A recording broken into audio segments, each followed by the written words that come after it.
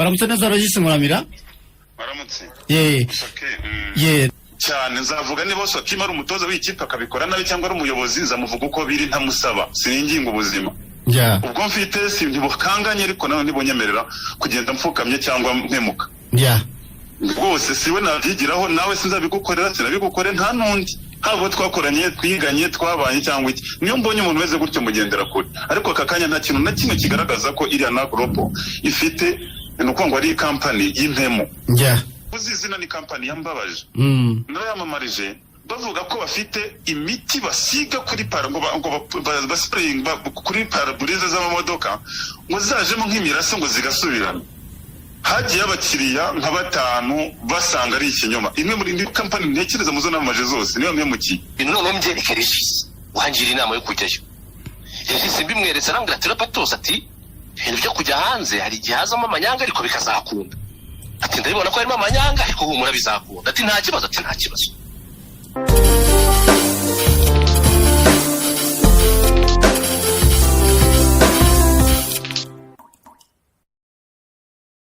No muri studio zacu ikiganiro zinduka tubanze dukora ubuvugizi ibi nanone bisa hari umuvandimwe wanjye aba ku Gisozi aho ngaho nawe yigeze gutuburirwa abantu batuburira abantu ibintu bya Canada ko bikomeje kuba Canada nje murabona email usibye ko ntago ari baburiye enye na 500 ahari ariko mana we ubuse ndaza kubona ubwo butumwa buri muri DM yanjye umuntu yanyandikiye ukuntu ibigo bibeshya abantu bikabarya amafaranga yewe ko byeze uzo mayeri bakoresha barakuzuyaza bagwicaye bakakuzengurusa kugeza ubwo wisanga watangiye kwishyura abona ngo nabo gutembereza abantu ndaza kubihiga muri DM yanjye ariko iminota dufite ni mike sinzi niba biza kunkundira kubona ubwo butumwa abantu babanyarikiye kuri X bireze hanyuma uyu rero bahikenye we ni ntago nagahuye nawe umunsi ni nabwo nabonye n'amafoto ye na video ye ajya gusana nuza na baba asana Platini so yitwa Patos ariko amazina ye nyayo yaratubwira ari ku murongo wa telefone mbere yuko anavuga ariko amusaba ikintu iri ya radio y'abandi ugerageze ntuyivuge nabi bataza kudukoraho operation usibye kuyoborwa n'umugabo w'imfura buriya Sam Karenzi nagashobora kungabaho ibitero so waramutse neza Patos. Waramutse neza Sokima. Yego amakuru ni meza. Witwa Patos washinze group nyinshi cyane zihuriraho abantu bakunda football iyo tubanaho yitwa Ruhago yacu yitwa Mugisha Eric. Yego Patos barinyise kubera umunyamakuru witwa Patos Christian ukora kuri Contact kera ndamuzi twajyaga tujya kumureba tuvuye ku ishuri abantu nka 500 babwira amakuru y'imikino rero baza kuri inyitirira riraho ariko ni Mugisha Eric. Michel Erindi Mugisha Eric Otwes Kicukiro Saint Joseph. Urabona ko navuze ko asa na Platini nabeshye se oya ntabwo beshye hanyuma wanyandikiye umanama audio umbwira ukuntu wariwe miliyoni 5 z'abantu bakubwiraga ko bakujyanye Canada ndetse ko bazaguha akazi na contract warayisinye tubwira uko byagenze wihutishije. Urumva ngiye ngurane nkuko bivuze ngende umuntu ukunda football nkunda kumva amakuru y'imikino nari ndi kumva ikiganiro bita Fine FM rero cishaho publicité numva mbaye intéressé negera Muramira Regis n'abatsaba abantu nisaba arambwira ati nta kibazo nugira ikibazo. Okay ndabasura Kanombe aho bakorera turumvikana barambwira bati rero twebwe kukujyana Canada ni miliyoni 10 ukaduha avance ya 5 wabura visa tukagusubiza 500 kubera ko imwe 500 twa twayikoresheje wabona visa tukaguha ubwo ukaduha izindi 5 zikuzuye 10.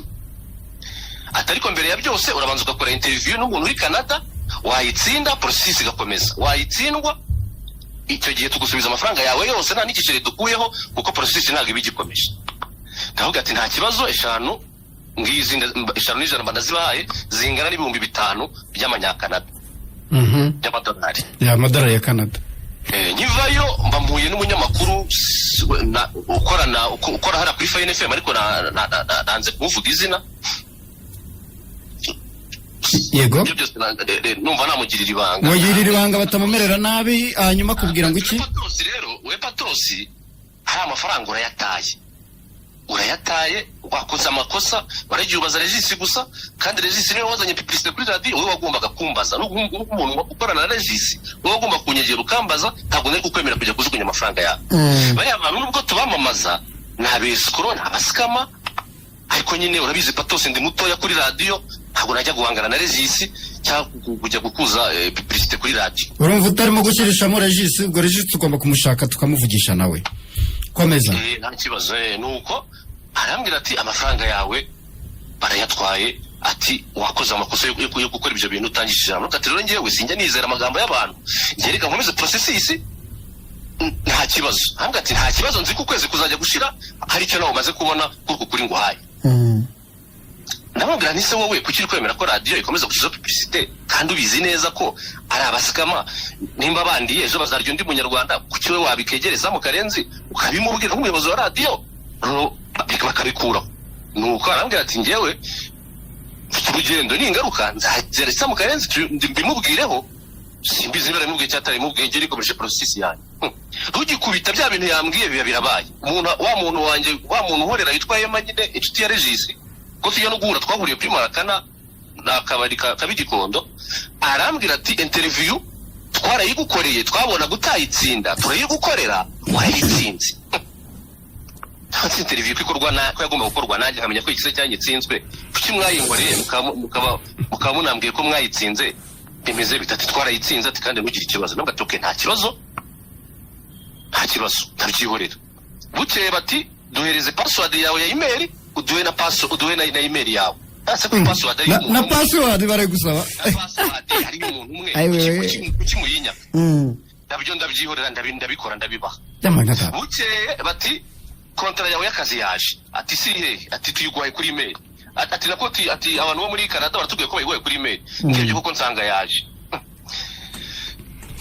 nisomye nsanga ni Soniya Nkuru Jean Pierre nabaze ko ari Soniya Nkuru Jean Pierre kandi nitwa mu Gishengi ati ko ari amazina abiri mu Gishengi kandi Nkuru Jean Pierre ati twibeshye ati bibeshye buriya ni typing error ndavuga ati ibi bintu rero biragaragara ko uriya munyamakuru wo kuri Fine FM atambeshye reka bino bintu none mbyereke Regis wangira inama yo kujyayo Regis mbimweretse arambwira ati Patos ati ibintu byo kujya hanze hari igihe hazamo amanyanga ariko bikazakunda ati ndabibona ko harimo amanyanga ariko humura bizakunda ati nta kibazo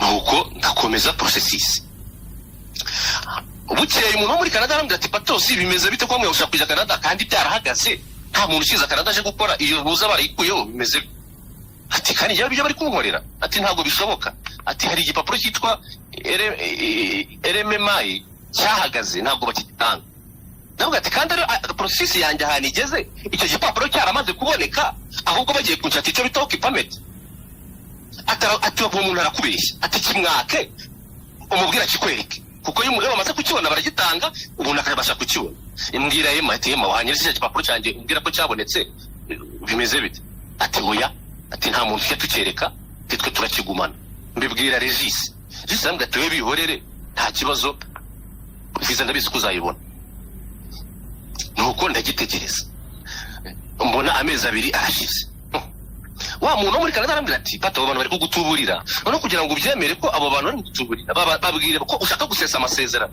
we ubemerere cya cyatanu bagikureho yes bansubize 3500 byanjye bagusubize 3500 byawe ubivemo burundu kuko wamaze kubona ko ari abeskoro umutima wawe bigihorere ubemerere 3500 bigusubize nuko ndabimubwira Yema ngo Yema rero nta kibazo noneho bigeze icyatanu nakibarekeye munsubize 3500 byanjye miliyoni 5,500 yabarekeye munsubize 3,500 zanjye nta kibazo ngiye ibyanjye biraturangiza yego ati Patos ati ntabwo bishoboka ati turakuraho n'andi 500 yuko hari service ya service kuko ni wowe usabye ubwo busabe ati nta kibazo munsubize mu meshatu okay mu meshatu nuko bati eshatu tuzaziguha tariki 13 z'ukwa gatatu amafaranga yose tuba twayohereje Canada mu bazungu abazungu rero nibo bayadusubizayo babonye byanze ukwa gatatu kuye 2025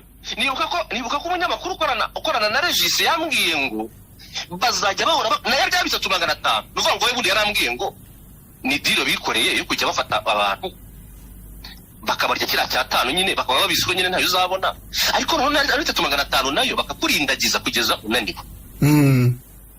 Nivuga ko uriya munyamakuru yabimbwiye mbibwira Regis Muramira kuri inshuti yanjye Muramira ko nagerageje kuyegereza kuki ibi bintu biri kumbaho kandi w'inshuti yanjye nta kintu wambwiye. Mugenzi wawe mukorana kuri radio yarambwiye ati amafaranga yo barayariye tubiziranyeho ariko ikibazo ntago nabivuga kuri radio bitangiraho ingaruka sibyo. Ubu bigeze he ubu kuri radio Regis ni umuntu munini ashobora kuvuga uti umuntu ari asigaye abangamira publicité ziza kuri radio bigateza ikibazo. Regis kuki ibi bintu nabigiyemo ntubimbwiye. Regis arambwira ati mwavuganye iki twavuganye ko nje bansubiza amafaranga yanjye 3 nta kibazo byiri bazitware. Ati niko mwavuganye ati sawa tereka mukubwirira yaguhe ati amafaranga yawe rwose ize byiri nta kibazo niba na dépenses zabayo ayajyana. Regis muheruka icyo gihe uretse ko nijoro twavuganye ubona ko ari kuri kote y'abari abantu ngo bari abantu ngo barabasebeje ngo barajya kukurega n'agatari koresha koko ntawe umuguzi ubwenge umunyamakuru maso yaka 24 koko kuri radio w'inshuti yanjye ugeze ku rwego rwo ibintu n'umwana w'imyaka 2 abona ko rugesho ubivugira ukamvaho ukajya kuvugira bari abantu ko kugeza naho utagiye kubagira inama ngo kujya kunde kandi narakweretse hari umunyamakuru wabimbwiye nkabyirengagiza ngo nzabyirebere akantu kose kabaye nkakakwereka kuko reje ugeze igihe koko ujya kuri kote y'abari abantu 24 ntabwo igezemo ni nka 19 cyangwa 20 komeza nuko icyabaye niki je rero nafashe gahunda ndavuga ni reka ndokore wenda abandi banyarwanda zagira nundi muntu barya amafaranga nkuko nanjye bayandiye ngenganiye ribu abwiza ukuri uko ibintu byagenze kuva ku kantu ka mbere kugera ku munsi wa nyuma. Ribu wagezeyo umunyamakuru cyakoze ikintu yanyemereye yambwiye ko ahantu hose nzaye mu rubanza yemereye kuzaza kuntangira ubuhamya bw'impamvu yambujije ariko akambuza amazi yamaze kurenga. Ribu wagezeyo Ribu nari ari umunyamategeko wanjye madamu wadukuze ndi gushaka tugiye kubikora neza turebe ukuntu twahita tubisoza.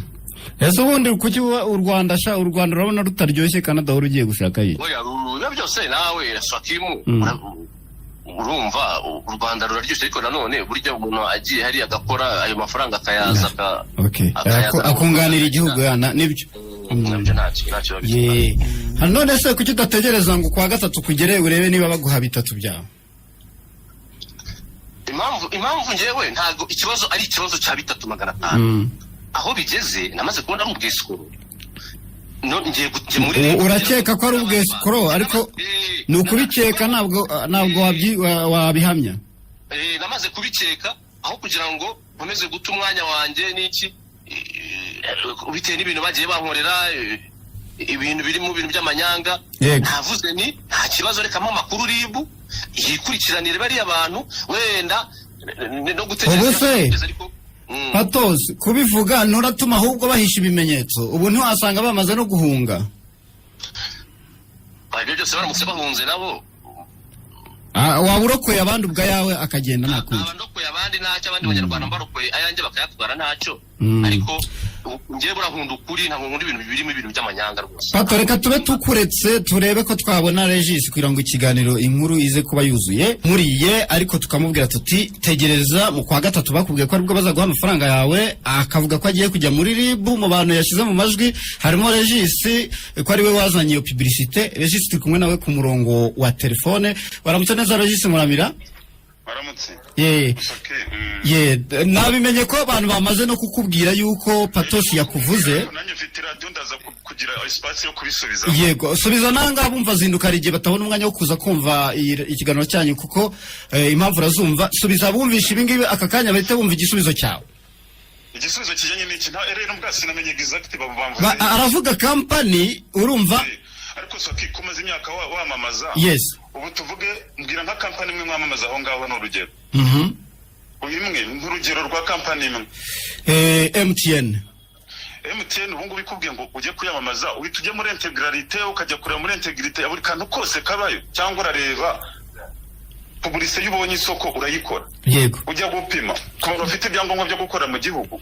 Ntabwo upima ntabwo bari inshingano zawe. Ni kimwe Sokimu turaziranye kuva muri 2000 twaраkoranye imyaka yose kandi uri umuntu utagica ku ruhande ngo ujye kurya ngutabiranye mbwira iki ahantu waba uzi hamwe n'abanarahemutse mu bijyanye n'uburiganya cyangwa ikindi hamwe honyine. Oya naho mu mapublicité yawe ibintu byawe usobanura ibintu by'ukuri. Ubundi buzima bwo twarasangiye twaraganiriye twagisohokeye ahantu hagiye hatandukanye.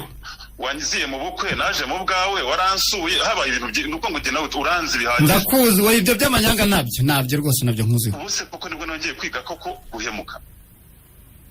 Icyo ni kimwe umuntu yaduhaye publicité advert. Umuntu yasanze ku kabari wanjye kwitwa Marakani Gikondo arambwira ati ninarohereje umuntu aramunyereka umumama witwa Princia tinaramwohereje muha publicité ngazaguye publicité murananiranwa kuko yaguhamagaye kuri telefone ntabwo mpamagara kuri telefone mu publicité namubwiye ngo azaza ndebe ntiyaza ariko muri icyo gihe twa dufite indi twakoranaga nayo binasa. Yego ndamwangira ariko mwangira tutaziranye.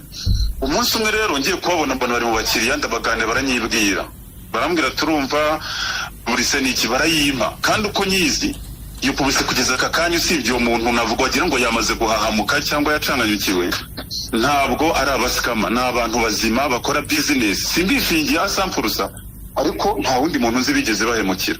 Yego nibura ngo mvuge ngo uwo ngo wabaye wa kabiri. Umva rero umuntu watumye Patos ahamuka ni umukozi mukorana yanze kutubwira amazina ye ngo wamubwiye ko yitwa Rikari. Njye ntabwo namumenye urumva ko niwe kuko ntabwo niwe wabimubwiye twamaje ku kazi tubaze se byagenze gute aravuga ati giye urumva namugiraga inama bisanzwe mubaza niba abandi byakozwe. Ibyo byabaye ni incident. None se Patos mwamwizeza iki ni n'inshuti yawe ya Patos ntacyo mwizeza nta bucuti. Patos ni umuntu udatekereza inshuro ebyiri. Giye nama nagiye abo bantu ba Global nababwiye ngo nizera ry'amano message nabohereje nababwiye ngo niba mutarabatubuzi mureke uyu muntu kandi muzakoreshe amafaranga mumufitiye niho muzahera mwishyura abavoka n'iki nacyo bibatwaye. Niryo nama nabagiriye niba batabikora bazaba koko arabizwa kuko ntabwo wanyicira company nk'iyo noneho ngo mbyihorere noneho ndebere. Hanze si ibintu umuntu ntabwo arimo kujya mu iduka ngo ugiye kugura ikintu uhite wurira indege ugende. Ushobora no hari abantu benshi bafite n'amamiliyari bashoya yabo bafite amafaranga menshi nawe urabazi mu buzima busanzwe babuze izo visa za Amerika na hehe ni nk'urusimbi ni nko gukina betting kwa betting. Niko bimeze ndabizi kora gutyo yumva ngo 100% agiye kurira indege arambabaje n'amahirwe azamo. Niyo mpamvu bakubwira ngo bazabi n'ibyanga bazagusubiza ngo ayi ni business ndamenyereye cyane ariko numva ruko bikora. Umva ikindi kintu cyatumye Patos ahamuka nanone kurushaho hari umuntu ngo uri muri Canada ngo wamubwiye ati ko numvise ko ushaka kuzina kandi barabifunze ibyo kwakira abantu baza gukora biti. Naguciye mu ijambo Patos nijyo muhaye ijambo bita bihuha n'izina namwihereye. Yego n'umuntu umubiri hanze ibintu bye byose wagira insinga ze zimeze nk'izifunguye zose rwose nabwo najya kukubeshya ni umuntu udatekereza inshuro ebyiri. Icyane uwo muntu wa Global arimo avuga ngo yamuriye amafaranga afite imitungo hano mu gihugu itari munsi ya miliyoni 100 afite apartment afite ibintu byose afite ahantu henshi ho kumurega kukiyirukiye atagiye kumurega akirukira muri za social media. Nabyo namubwiraga ko niba ari nanjye hari naho Emma urumva uyu muntu yakubiyariye mu advert yitwa Emma mugeze mu Kamena yari n'umukira wanjye niba ngo munshuro nibura mu cyumweru yazaga iwanjye ku kabari inshuro zitari munsi yenye ubwo n'umukira w'Imena. Hari naho twagendaga nkamuherekeza nkagenda nkareba akorera nkareba ibyo ari kubaka ibintu nk'ibyo. Ntabwo ari umuntu wihishe. Uze kumpa nimero ze nuko iminota idushiranye. Nuko tujye tubakiriya Emma mwaricaranye nge nawe mbahuje kuri Sainte Famille ikibazo rero we none nuriya